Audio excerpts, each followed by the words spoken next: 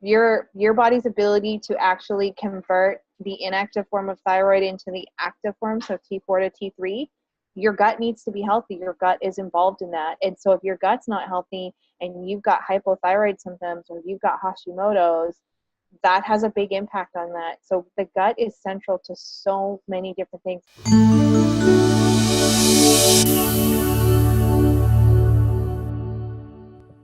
Hey everybody, welcome back to Fab Fertile TV. Excited today to talk about gut health. And this is something that, again, I think with fertility, that maybe be a last step that people look at. Whereas, we have people start with a food sensitivity test, an elimination diet. We look at their hormones using the Dutch test. And then we also focus on your gut health. This is like the cornerstone of our whole entire couples coaching program, where we work with people on gut health for months. So Brandy, can you share with us why that's so important? Yeah, so there's been said that the gut is kind of the second brain, and it is really vitally important. That's where your body is taking in all of the nutrients that you're eating, breaking them down, and then sending them to all the parts of the body that needs those nutrients to function. So things like the proteins that you're eating, those break down into amino acids, which make neurotransmitters, and neurotransmitters are the thing that are going to affect your mood. So if you're not breaking those down, you're going to have things like anxiety, depression, mood issues, even melatonin, the ones that help you with sleep. So you may not be getting proper sleep. Then there's all the fats that you're eating. So you could be eating amazing fats because you heard good fats are good for hormones. But if your gut is not healthy and you're not absorbing and breaking down those fats, you can't use them to make hormones.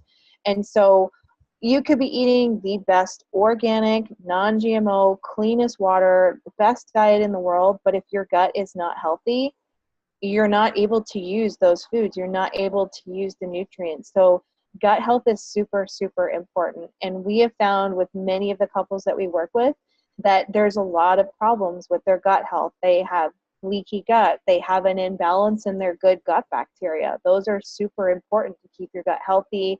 They help digest foods. They create vitamins. So your body is able to make its own vitamins in the gut. And then when you have a situation where you don't have the good gut bugs that you need, you have a leaky gut, we see a lot of gut infections. You think that you have to go to like a third world country to get a parasite, but you don't. It's actually pretty common. You can get it in the US, Canada, most, Europe, yeah. First world civilizations. You can get a parasite anywhere. And so it's not uncommon for us to find things like parasites, pathogenic bacterial infections, fungal overgrowth. Those are all big things that are going on and you're not even aware of. And it's creating a big stress on your body. It's causing a lot of issues. And as we always talk about, when you're under a lot of stress, your body is not worried about your fertility, your cycle, and your hormones.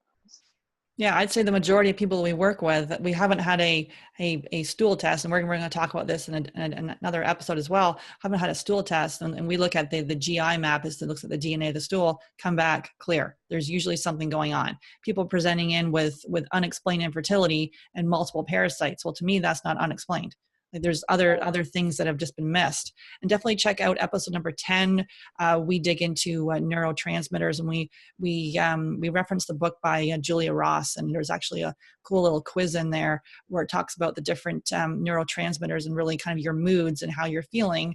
And then you can attribute that to back to the different neurotransmitters, and a lot of it is back to gut health. The gut also plays a major role in thyroid. So your body's ability to actually convert the inactive form of thyroid into the active form, so T4 to T3, your gut needs to be healthy. Your gut is involved in that. And so if your gut's not healthy and you've got hypothyroid symptoms or you've got Hashimoto's, that has a big impact on that. So the gut is central to so many different things, autoimmune disorders, hormones, everything. It all ties back to the health of the gut. It's so crucially important. Yeah. And it's shocking to me. I don't know if it's necessarily still shocking because I see it all the time that people it doesn't matter how old they are, 28, 38, everyone's in a panic to rush off to IVF or IUI, where it's like, let's just take some time to focus on our preconception health and ideally looking at the health of the gut, which then you look at gut infections, and then we need to work on those lifestyle things. But instead of rushing off to there when you've got symptoms of hypothyroidism, which is the canary in the coal mine. If your thyroid is off, there's other systems in the body that are off. Or if you've got an autoimmune disease and you're rushing off to do an IVF, to me, you're missing a whole bunch of potential healing that's going on in your body, and you're going to spend tens of thousands of dollars, and you may be successful, and we hope you are, but people that come to us are not, and they've been through years and years of failed cycles, of heartache, of tens of thousands of dollars that they've spent on this, and they're no closer to their dream. And we look at their health history. We have a very, very detailed form, and there are major clues on here, and it all starts in the gut, and that's kind of the cornerstone of our program.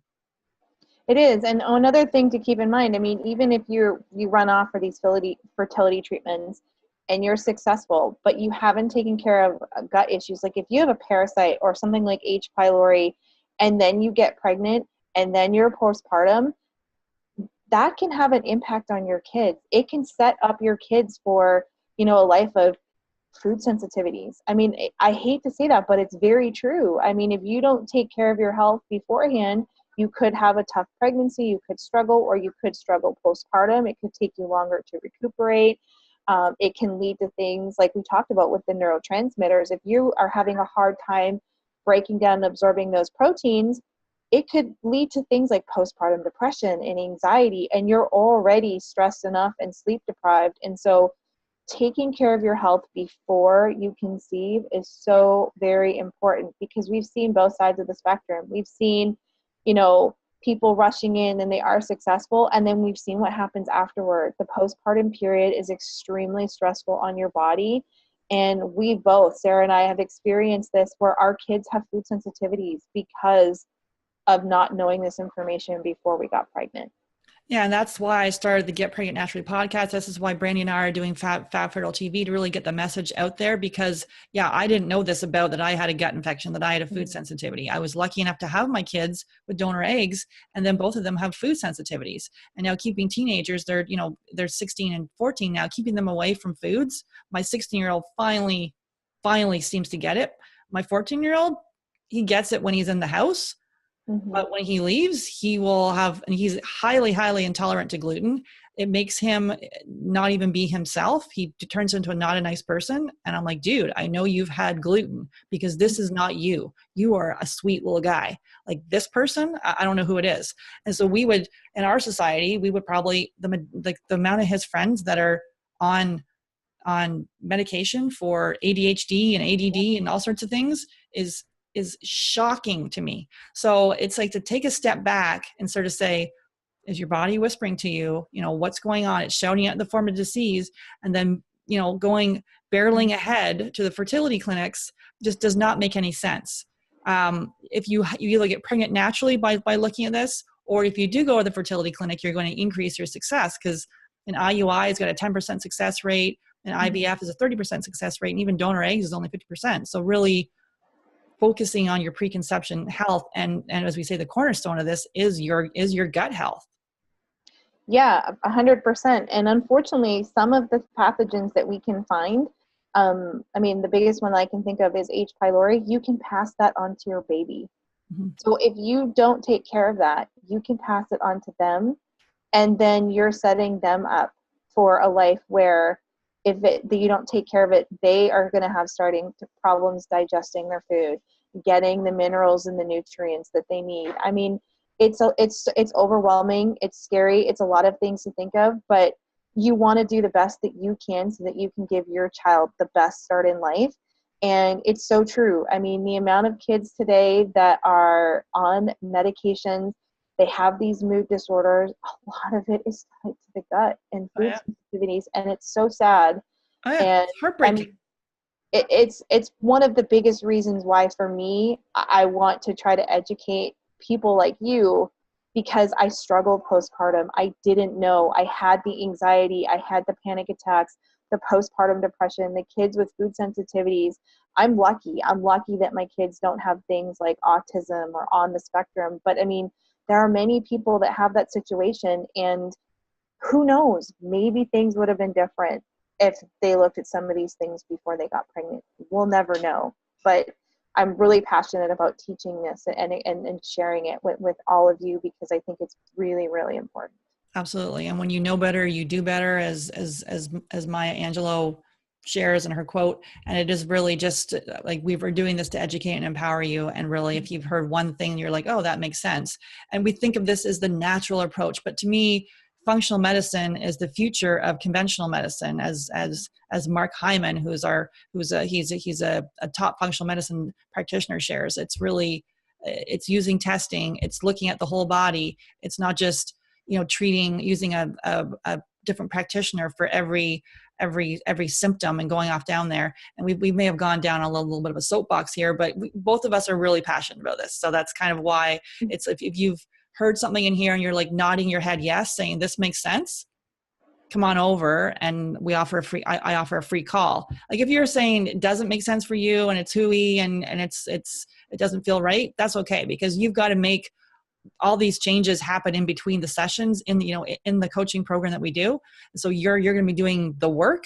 We're going to support you along the way. But if you're skeptical about it, then it may not be the right time for you. But if you're nodding your head going, this makes sense, then I definitely invite you to book a free call with us. Until next time.